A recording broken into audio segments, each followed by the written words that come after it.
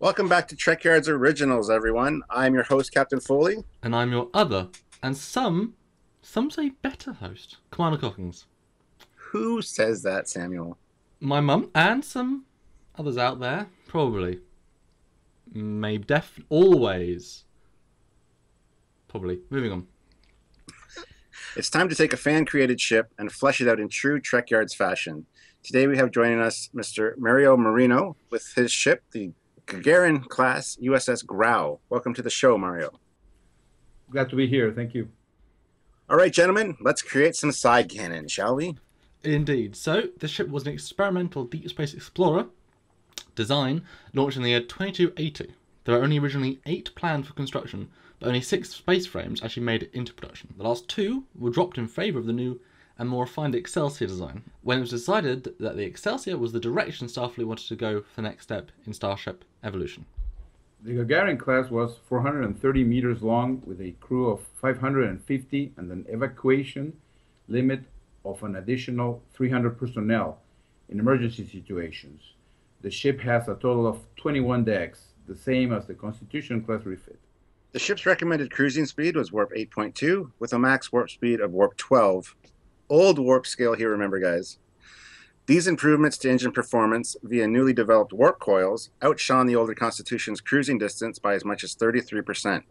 These advancements were an attempt to refine the current warp engine design as an alternative to the new and experimental transwarp enhancements in the Excelsior testbed. This detail could in fact have been one of the nails in the coffin, as it were, for the eventual cancellation of this design, however. There was a lot of political behind-the-scenes back and forth at this stage in Federation history, with different contractors all vying for the next new big thing. And this resulted in many ambitious but ultimately failed experiments. The ship also included a newly developed heavy output deflector and sensor combination system, which up to this point was the most refined to the day. This was actually a most improved system over the rival Excelsior class design, when the Excelsior's overall design, however, was proven to be the winner, in this battle of the X ships. The Grau's obviously superior sensor deflector combination was put on the back burner, so to speak. This combination style eventually had its moment, however, although not right away, and was eventually developed into the deflector system later seen in future Galaxy class design. This is a perfect example of something that came ahead of its time and was sidetracked, again due to political infighting within Starfleet. The ship's mission was to be the exploration ship in a more militaristic era. With tensions rising between the Federation and the Klingons, this class was in essence the successor to the Constitution class in that it was designed to be an overall solid ship. Given the leaps in technology, could be larger and prepared for longer missions, and more importantly, further out into deep space, a true deep space explorer. Which, of course, explains why we never saw it in any of the TOS movies, as all of the ships of this class were all out exploring unknown space, leaving the cataloging of gaseous planetary anomalies in the Beta Quadrant to Sulu and his crew. Makes sense. The Grau also had an impressive amount of armaments, as it were, because it would be, in the far reaches of unexplored space, and definitely dealing with a lot of unknowns.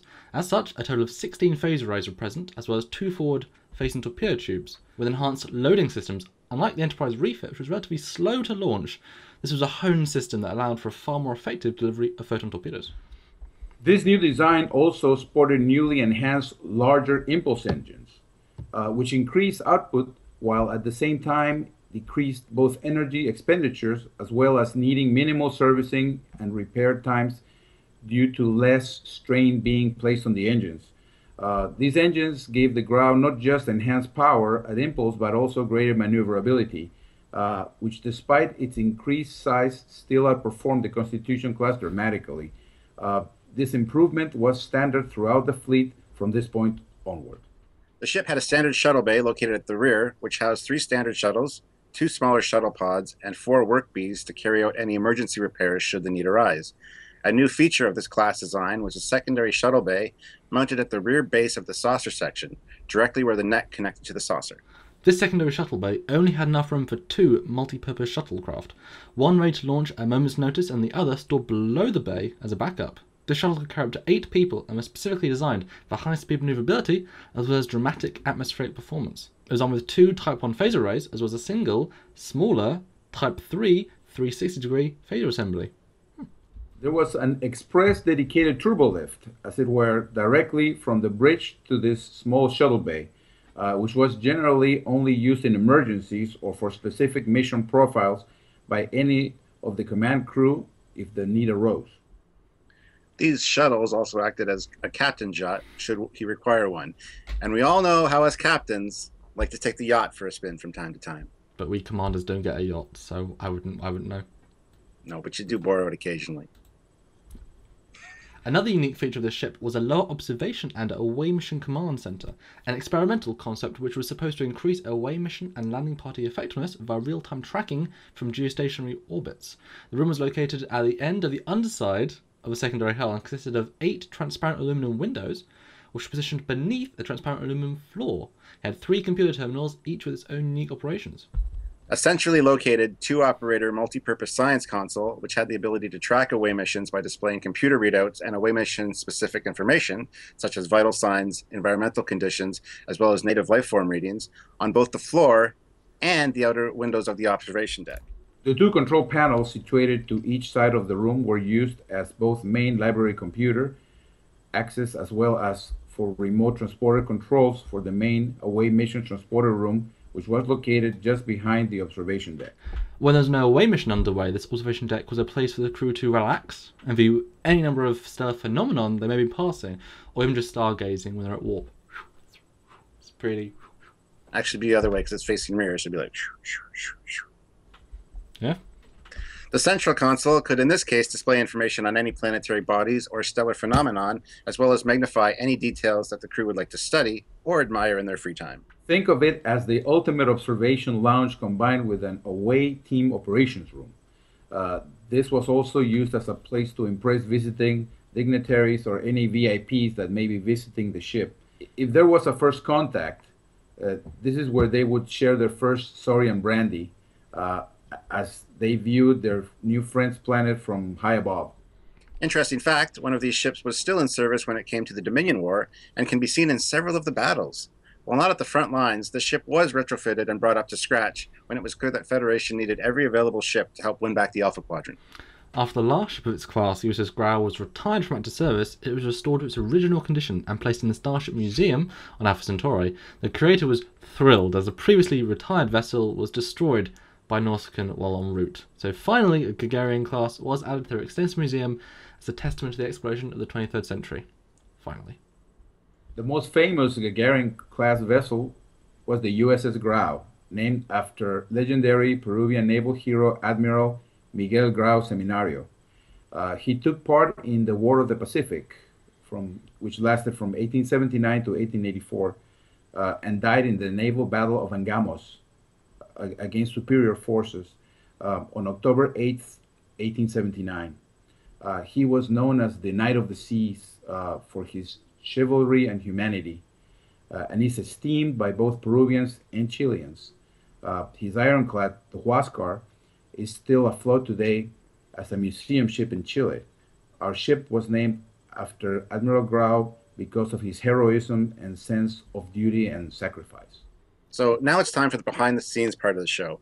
This fine ship was, of course, designed by Mario Merino, and then the final version that we were talking about here today was developed with the help of our very own Commander Cockings.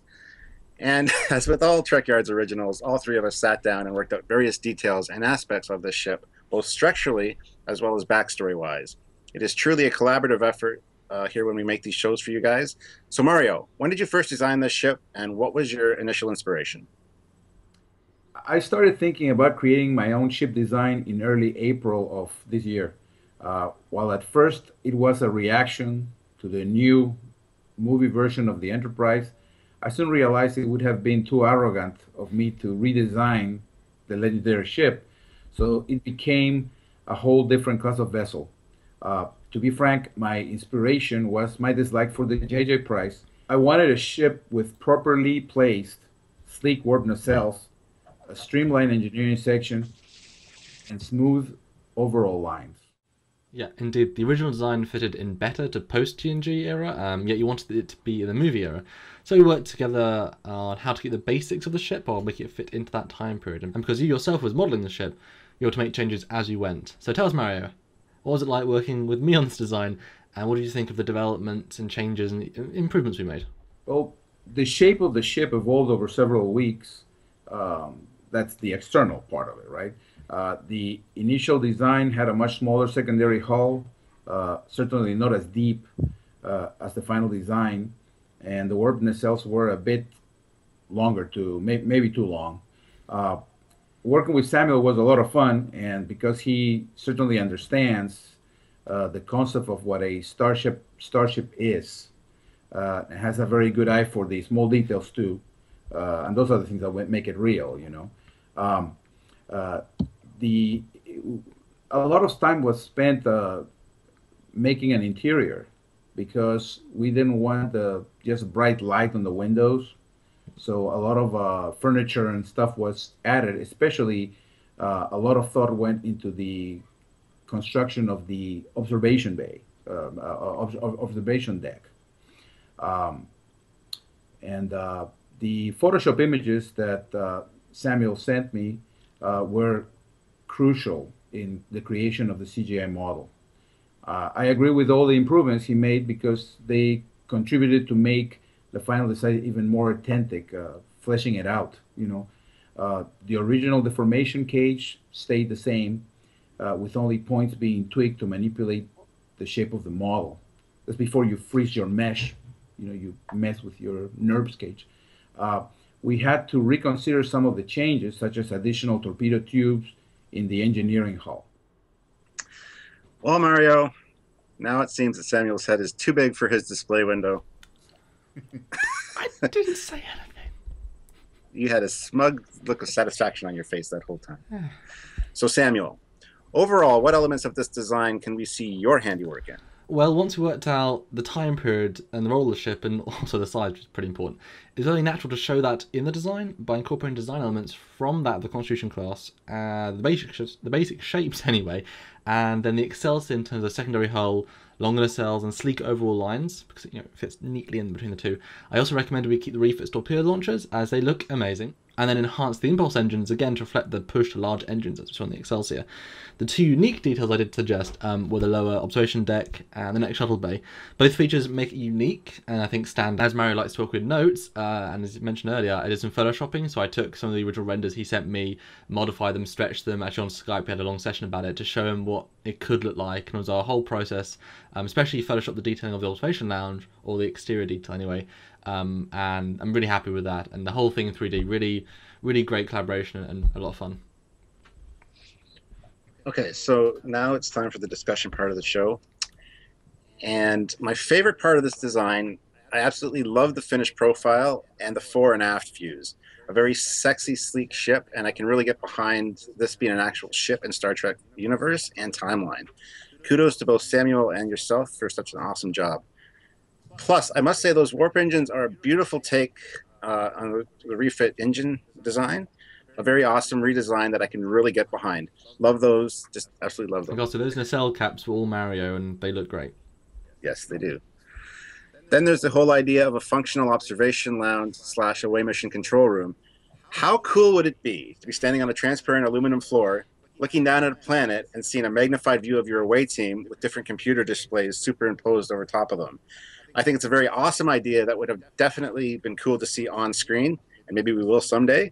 A little unneeded and practical, perhaps, but very cool. And I can kind of sort of see why it didn't catch on in universe. It would have been so helpful in Into Darkness, wouldn't it? Just zoom down on them running through. It would have been perfect for them. Didn't need to go underwater or anything. So I'm a little biased on this one, but here we go. I really like how the ship turned out.